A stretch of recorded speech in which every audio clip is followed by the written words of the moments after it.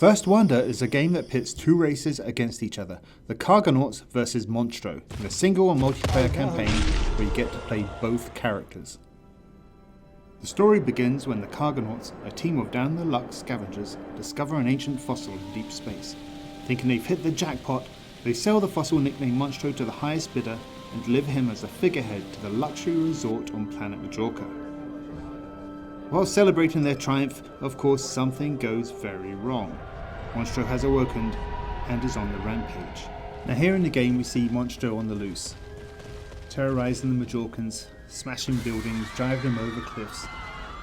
Now to start with, the Cargonauts are heavily outmatched. Monstro is just far too powerful for the Cargonauts to deal with.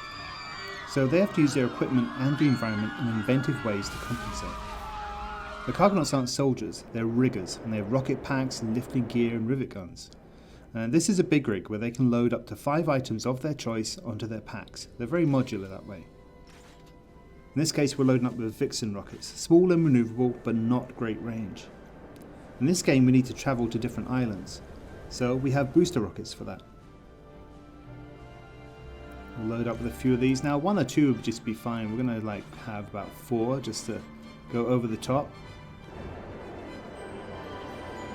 And you see we've got so much more speed now. But the trouble is they're not very good in close environments. They're a little dangerous. Oh! And because they're full of fuel, you can actually just drop them off and ignite them from a distance and use them as a weapon. Or you drop them from the air to carpet bomb.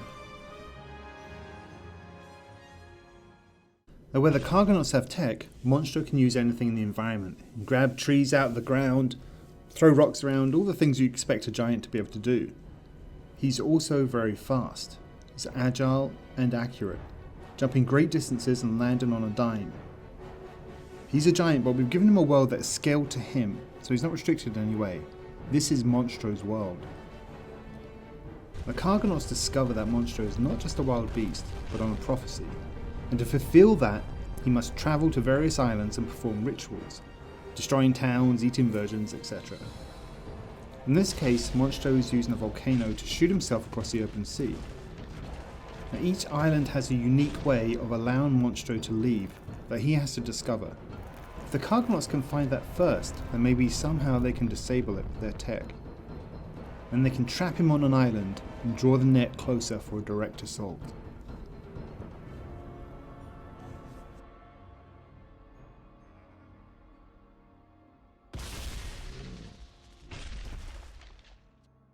Now here we're shown how the Cargonauts can use their lifting gear to tackle the volcano and other things. If the Cargonaut can find something big enough, like a ship or a building, or simply just a big rock, and if he has enough thrust, then they can carry that and simply block the volcano hole up. Now, it requires a bit of skill to be able to pull that off, and depending on the weight it might require more than one Cargonaut to lift it. But this is an example of how we offer mechanics other than direct head-to-head combat to swing the odds in your favour. This is what the game is about, finding ways to gain advantage before springing your attack. To help you, hidden around the islands are ancient cave paintings, detailing the events of the prophecy. They will show you exactly where Monstro has to go. It's his prophecy, he has to go there. Monstro is at his most vulnerable just before he completes a ritual. He's exposed, he's out in the open, he's an easy target. So if you know where he's going to be and can get there first, then you can prepare a trap. Now we really want to bring a sense of high adventure to multiplayer. It's one of our goals. So we brought all of these prophecy elements from the campaign into the multiplayer game to deliver a deeper, more rewarding experience. First Wonder is the next evolutionary step following some of my previous games, Earthworm Jim, MDK and Giant Citizen Kabuto. To talk about those games I took a trip down to Orange County to chat with Brian Fargo, who headed up Interplay Productions, who published all those games, and David Perry, who founded Shiny Entertainment, where he worked on many of those titles. Well, you were in the same situation I was, right? I mean, in terms of our plight of trying to make games that were because we weren't an super indie 2 people working out of mom's house, and we weren't kind of the big AAA, and so, but we knew there was a certain kind of product that we liked to make, which were the role-playing games, and we really had no vehicle to do that until crowdfunding, and so you're in the same situation with yours, and so the 90s was great because creatively it was the golden era, I think, because we were I mean, at Interplay, we did all sorts of wildly different things, right? I mean, Sacrifice and MDK and Messiah. I mean, there was crazy stuff we were experimenting with. What were you thinking? So I thought MDK was a great game, and it was pretty funny. But Giants was a much funnier game. I think it was one of the funniest games I've ever played. It doesn't have to be like laugh out loud. I mean, I don't want to be too crazy about that. But my point is that it's that humor was something you did very well, and I just hope you get time to really sprinkle that all over it. A lot of people are asking us, will that humor still be there? And that, absolutely, it's I actually find it makes game development more pleasant.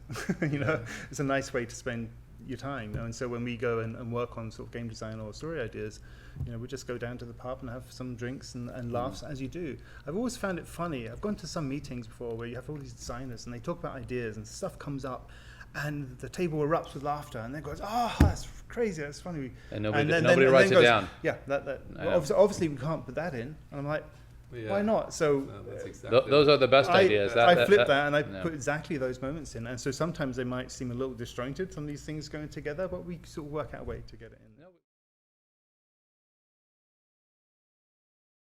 Now what you've seen is just a glimpse of what we have planned. Rescuing Majorcans, defending villages, many more wild creatures for the Cargonauts to have to tame.